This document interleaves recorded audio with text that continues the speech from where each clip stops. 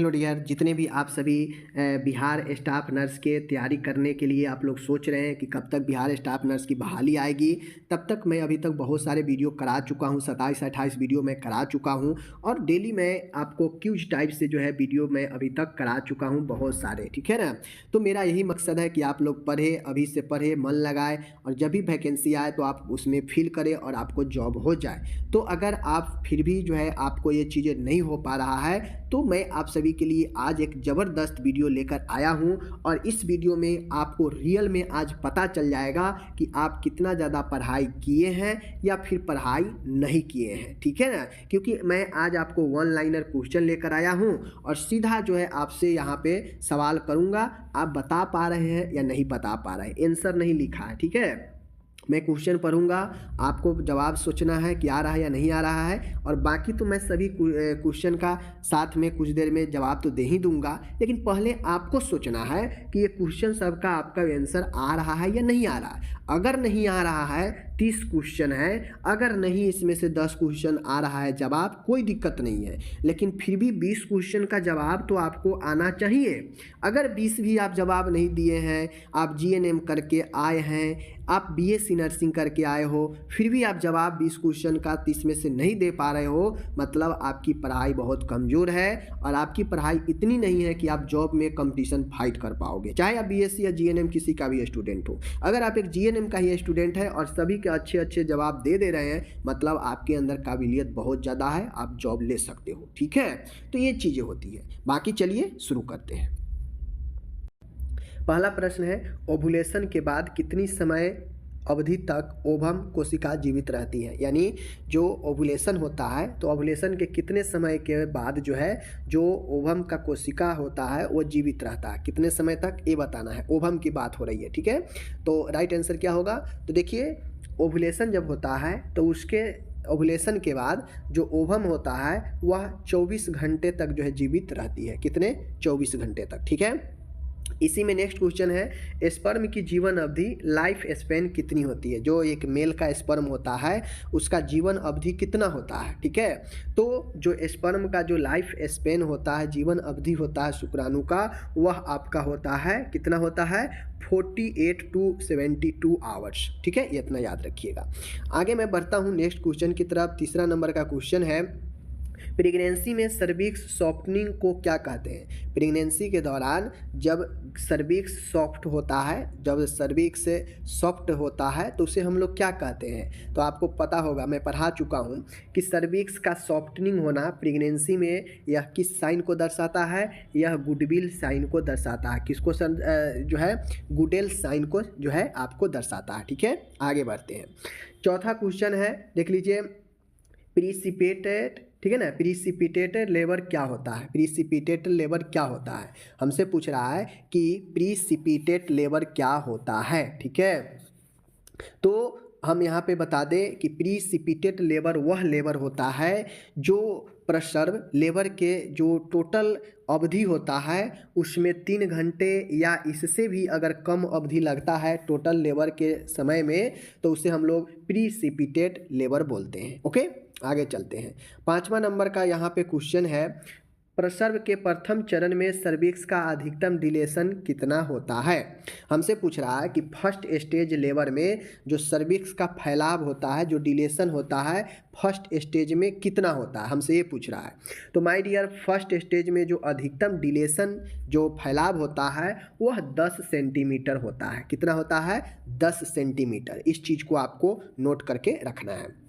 Next question है, निषेचन के बाद औसतन कितने समय में इम्प्लांटेशन होता है। हमसे ये पूछ रहा है कि मान गए मेल और फीमेल का जो निषेचन की क्रिया होती है, तो निषेचन के कितने समय के बाद आरोपण का काम होता है, इम्प्लांटेशन का काम होता है। ठीक है। कितने समय बाद, तो राइट आंसर अपना 5 से 7 दिन। 5 से 7 दिनों के अंदर इम्प्लांटेशन जो है आपका होता है निषेचन के बाद। ठीक है। तो ये चीज़ें आप लोग समझ गए। नेक्स्ट क्वेश्चन है कि भारत में जो मैटरनल मोर्टालिटी है उसका प्रमुख कारण क्या है, यानी मातृ मृत्यु का सबसे प्रमुख कारण क्या है, हमसे ये पूछ रहा है। ठीक है। तो देखिए होता यह है कि मैटरनल मोर्टालिटी का मतलब होता है मातृत्व मृत्यु, यानी बच्चे के जन्म देते समय महिला का मृत्यु हो जाता है उसके लेबर के समय या लेबर के कुछ दिन के बाद। तो उसमें सबसे प्रमुख कारण क्या होता है? तो सबसे प्रमुख कारण होता है अपना वो होता है रक्तस्राव। रक्तस्राव के कारण ज़्यादातर जो महिलाएं माँ बनती हैं और माँ बनने के बाद मृत्यु हो जाता है उसमें ज़्यादातर कारण रक्तस्राव ब्लीडिंग होता है, वो भी पीपीएच यानी प्रसव के बाद जो ब्लीडिंग होता है। ओके, आगे मैं बढ़ता हूँ। आगे का क्वेश्चन है, अच्छे अच्छे क्वेश्चन लाया हूँ। एलएस लेसिथिन एस्फिग्नोमाइलिन जो होता है अनुपात से क्या ज्ञात होता है? क्वेश्चन हमसे पूछ रहा है कि जो एल रेशियो एस लेसिथिन एस्फिग्नोमाइलिन ये अनुपात रेशियो से हमें क्या ज्ञात होता है, हमसे ये पूछ रहा है। ठीक है, तो इससे जो ज्ञात होता है वह आपका जो ज्ञात होता है फीटस की लंग मैच्योरिटी, यानी जो भ्रूण का जो फेफड़ा है वह कितना ज़्यादा परिपक्व है उसके अनुपात ज्ञात होता है। एलएस से आपका फीटस का लंग्स के मैच्योरिटी का ज्ञात होता है। ओके, समान प्रसव हेतु सर्वाधिक उपयुक्त पेल्विस का प्रकार कौन सा है? यानी एक नॉर्मल प्रसव के लिए सबसे अच्छा जो पेल्विस माना जाता है वह कौन सा पेल्विस होता है? तो मैं बता दूं पेल्विस 4 प्रकार के होते हैं। ठीक है, उनमें सबसे अच्छे पेल्विस जो लेबर के लिए माना जाता है एक महिला में वो होता है गाइनकेनोइड पेल्विस। कौन सा पेल्विस? गाइनकेनोइड पेल्विस आपका सबसे अच्छा होता है।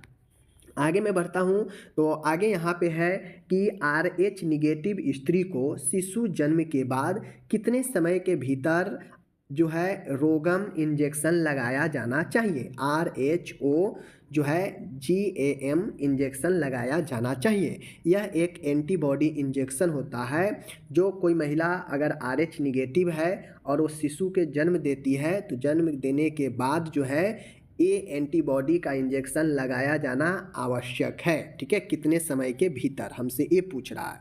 तो 72 घंटे के भीतर जो है, जन्म के 72 घंटे के भीतर ये एंटीबॉडी इंजेक्शन जो है लगाया जाना आवश्यक होता है। ठीक है, RH निगेटिव महिलाओं के जब बच्चे को जन्म जब देती है तो। ओके, आगे मैं बढ़ता हूँ। 11 नंबर का क्वेश्चन है, अच्छा क्वेश्चन है। क्वेश्चन एकदम सब हम अच्छा लेकर आ रहे हैं। क्वेश्चन कह रहा है कि प्रसव के बाद रिप्रोडक्टिव ऑर्गेन पुनः समान अवस्था में आने में लगने वाला औसतन समय क्या है? कह रहा है कि प्रसव के बाद जो जन्म देने वाला जो ऑर्गेन है, रिप्रोडक्टिव ऑर्गेन है, वह पुनः अपने पहले के अवस्था में आएगा, उसमें कितना समय औसतन लगेगा कि वह फिर से अपने जो है समय में आ जाएगा, अपने जगह पर आ जाएगा? तो लगभग जो है ये आपका 6 सप्ताह का समय लगता है। जैसे यूट्रस हो गया, ठीक है, वेजिना हो गया, सर्विक्स हो गया, ये सब धीरे धीरे लगभग 6 सप्ताह में पुनः पहले के जैसे जो है अपने जगह पर आ जाता है। ठीक है, नेक्स्ट क्वेश्चन है, प्रेगनेंसी के प्रोबेबल साइन कौन सा है? प्रेगनेंसी का संभावित चिन्ह जो है कौन सा होता है? तो देखिए प्रेगनेंसी का जो संभावित जो साइन होता है उसमें आपको प्रोबेबल साइन में जैसे मैंने बताया गुडेल साइन, ठीक है, जैसे मैंने आपको बताया गुडेल साइन यानी सर्विक्स का सॉफ्टनिंग होना, ठीक है ना, हेगर साइन भी प्रोबेबल साइन है, एंड चैडविक साइन, ठीक है ना, चैडविक साइन। तो ये गुडविल, हेगर और चैडविक ऐसे साइन हैं जो प्रेगनेंसी के संभावना को दर्शाता है। ओके, आगे क्वेश्चन में बता रहा हूँ, समान प्रसव के केस में पीपीएच की उपयुक्त परिभाषा क्या है? यानी नॉर्मल लेबर में, एक नॉर्मल लेबर में जो पीपीएच की उपयुक्त परिभाषा होती है वह क्या होती है, हमसे ये पूछ रहा है। ठीक है ना, तो देखिए समान केस में जो प्रसव का जो होता है, यदि रक्तस्राव 500 ml से अधिक होता है, पोस्टपार्टम हेमरेज का मतलब होता है कि जब समान लेबर में अगर 500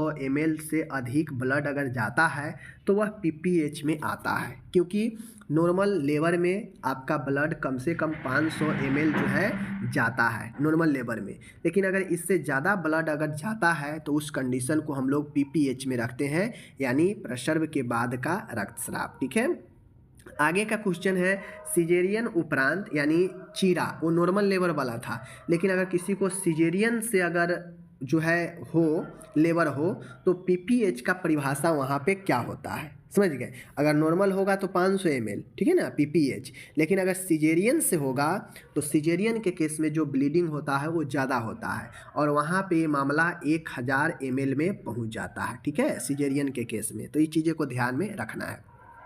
आगे है प्री एक्लेम्सिया के लक्षण व चिन्ह क्या है। प्री एक्लेम्सिया के लक्षण व चिन्ह क्या है ये हमसे पूछ रहा है। तो प्री एक्लेम्सिया के जो लक्षण और चिन्ह होते हैं वो क्या होते हैं।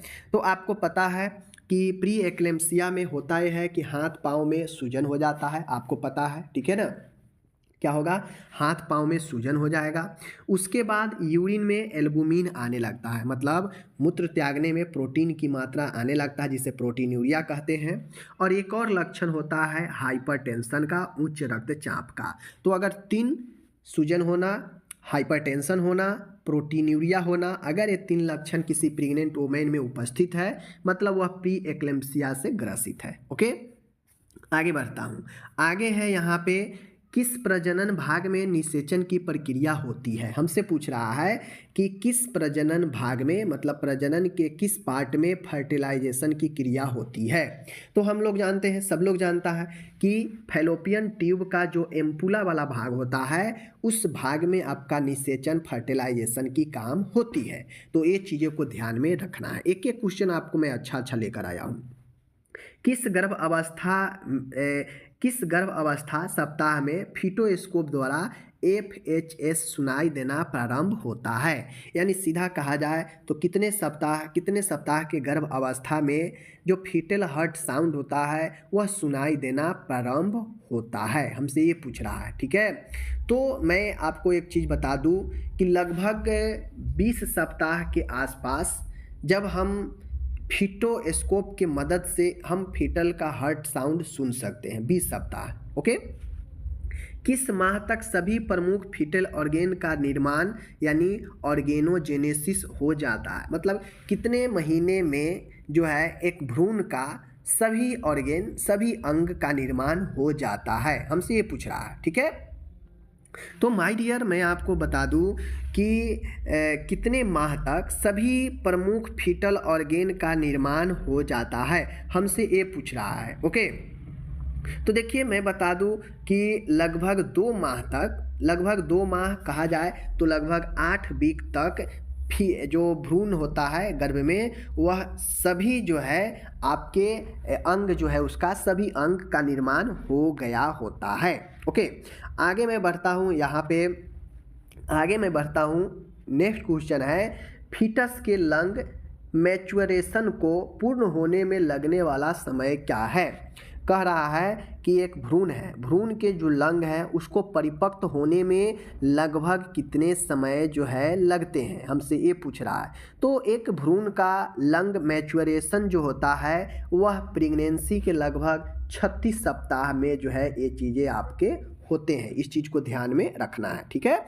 तभी देखते होइएगा कि बच्चा जन्म लेने के बाद जो है वह श्वसन की क्रिया खुद से शुरू करता है या उससे करवाना पड़ता है, अगर वो श्वसन नहीं कर रहा है खुद से तो, समझ गए ना। तो ये चीज़ें होती हैं। आगे मैं बढ़ता हूँ। नेक्स्ट क्वेश्चन है स्थिति जब प्लेसेंटा यूट्रस की मायोमेट्रियम को भेदकर गहराई तक धंस जाता है, वह कौन सा स्थिति है जहाँ पे जो प्लेसेंटा जो अपरा होता है वह गर्भाशय के जो मायोमेट्रियम है, जो बीच वाला परत है, उसको भेद कर अंदर धंस जाता है। यानी आपको पता है यूट्रस से लगा हुआ प्लेसेंटा होता है, तो यूट्रस अलग 3 लेयर में बना है, तो जो बीच वाला लेयर है, इस बीच वाला लेयर में प्लेसेंटा धंस जाता है गहराई में, तो इसे हम क्या बोलते हैं, तो इसे हम लोग प्लेसेंटा इनक्रेटा बोलते हैं। क्या बोलते हैं, ध्यान दीजिएगा, प्लेसेंटा, प्लेसेंटा इनक्रेटा, ठीक है ना, प्लेसेंटा इनक्रेटा इसे बोलते हैं। ओके, आगे बढ़ते हैं। 21 क्वेश्चन है प्लेसेंटा के फीटल पार्ट का निर्माण निम्न द्वारा किया जाता है। यानी जो प्लेसेंटा होता है, प्लेसेंटा के जो फीटल पार्ट है यानी जो भ्रूण का भाग है उसका निर्माण किसके द्वारा होता है। तो मैं बता दूं यह आपका कोरियन के द्वारा होता है, समझ गए, यह आपका कोरियन के द्वारा होता है। चीज़ों को समझ गए। चलिए आगे मैं बढ़ता हूँ। 22 नंबर का क्वेश्चन है प्लेसेंटा के मैटरनल भाग का निर्माण किसके द्वारा होता है। हमसे पूछ रहा है कि प्लेसेंटा है, प्लेसेंटा के जो मैटरनल भाग है, जो प्लेसेंटा का माता से लगा हुआ भाग है, उसका निर्माण किसके द्वारा होता है?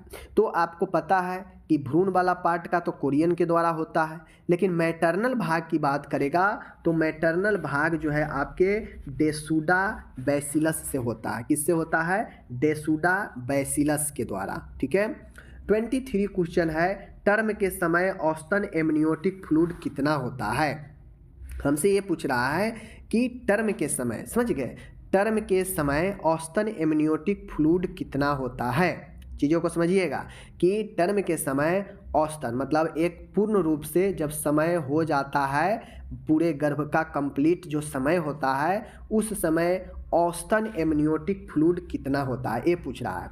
तो औसतन की बात करेगा तो 600 से लेकर 800 ml औसतन जो है आपके होते हैं। ठीक है। आगे बढ़ता हूँ। 24 नंबर का क्वेश्चन है कि स्वस्थ फीटस में अम्बिलिकल धमनी व सिरा की संख्या होती है। एक स्वस्थ भ्रूण में जो अम्बिलिकल धमनी है, नाभि वाला धमनी है और सिरा है, इसकी संख्या कितनी होती है? तो ये पहले भी हम पढ़ा दिए थे कि 2 आर्टरीज होता है इसमें। ठीक है। कितना? 2 आर्टरीज होता है एंड एक जो है आपका वेन होता है। चीज़ों को समझ लीजिए। ठीक है। आगे बढ़ता हूँ। छठा क्वेश्चन है, 25 क्वेश्चन है, देख लीजिए। 6 सप्ताह की अवधि में गर्भ में इम्प्लांटेड कॉन्सेप्टस को क्या कहते हैं? हमसे पूछ रहा है कि 6 सप्ताह की अवधि में गर्भ में इम्प्लांटेटेड कॉन्सेप्टस को कहते हैं। यानी जो 6 सप्ताह की अवधि होता है और उसमें जो आरोपण वाला जो प्रोडक्ट होता है उसको हम लोग क्या बोलते हैं? तो उसे हम लोग एम्ब्रियो भ्रूण बोलते हैं। क्या बोलते हैं? उसको हम लोग भ्रूण बोलते हैं, एम्ब्रियो बोलते हैं। ठीक है।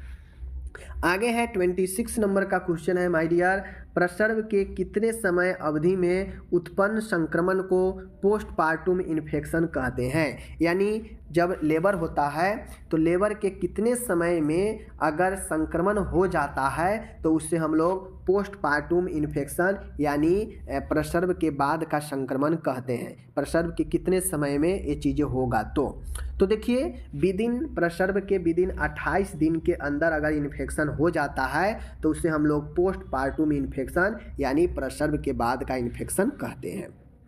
ठीक है। 27 नंबर का क्वेश्चन है, समान जेस्टेशन अवधि कितना होता है? हमसे ये पूछ रहा है। तो समान जो जेस्टेशन अवधि होता है वो कितना होता है, ये हमसे पूछ रहा है। यानी एक जो बच्चे का जन्म जो लेता है, पूर्ण गर्भ अवधि कितना होता है? तो देखिए 280 दिन होता है। डे में पूछेगा तो 280 दिन। ओके। अगर महीना में पूछेगा तो 9 मंथ होगा। अगर वीक में पूछेगा तो 40 वीक्स जो है आपका होता है। तो तीनों मैं आपको बता दिया। आगे मैं बढ़ता हूँ। 28 नंबर का क्वेश्चन है कि प्लेसेंटा प्रीविया से प्रेगनेंसी में उत्पन्न प्रमुख जटिलता है कौन कौन? प्लेसेंटा प्रीविया यानी अपरा सम्मुख में अगर प्रेगनेंसी है और प्रेगनेंसी में अगर प्लेसेंटा प्रीविया है तो उसमें प्रमुख जटिलता क्या होता है? तो देखिए, प्लेसेंटा प्रीविया प्रेगनेंसी में अगर होता है तो इसमें ये होता है चूँकि अपरा अपने जगह से हट गया रहता है, छोड़ दिया रहता है, तो उस कंडीशन में जो ब्लीडिंग होता है वो काफ़ी ज़्यादा होता है प्रसव से पहले। तो इसे हम लोग APH बोलते हैं, एंटीपार्टम हेमरेज। समझ रहे हैं? चलिए आगे है 29 नंबर है, पी रोम का पूर्ण अर्थ क्या होता है? पी रोम, ठीक है ना, पी रोम। तो प्री मतलब होता है देख लीजिए, pre mature rapture of membrane. P मतलब प्री मैच्योर, आर मतलब रैप्चर, ओ मतलब ऑफ और एम मतलब membrane. Pre mature rapture of membrane. ठीक है। यानी समय से पहले में झिल्ली का फटना। समझ रहे हैं? और तीसरा और आज का आखिरी क्वेश्चन है, यदि प्रसव के समय एमनियोटिक फ्लूइड मेकोनियम स्टेंड है, इसका क्या अर्थ है? कहने का मतलब है यदि लेबर के समय जो एमनियोटिक फ्लूइड होता है, एमनियोटिक फ्लूइड में अगर मेकोनियम यानी मल के तरह अगर ये एमनियोटिक फ्लूइड हो तो इसका अर्थ क्या होता है? तो इसका अर्थ यही होता है कि बच्चा जो है भ्रूण जो है संकट में है, फीटल डिस्ट्रेस है, ठीक है। तो इस चीज़ को आपको जो है समझना था। तो आज मैंने यहाँ पे आप सभी के लिए 30 क्वेश्चन करा दिया। आप सभी कितना इसमें से जान रहे थे, कितना नहीं जान रहे थे, कमेंट करके ज़रूर बताएंगे। इससे आप ही को जो है फ़ायदा होने वाला है। इसलिए मैंने आज यह थियोरिकल टाइप का जो है आपको थ्योरियल क्वेश्चन जो है लेकर मैंने आज आया था, ठीक है। चलिए मिलते हैं अगले वीडियो में, धन्यवाद।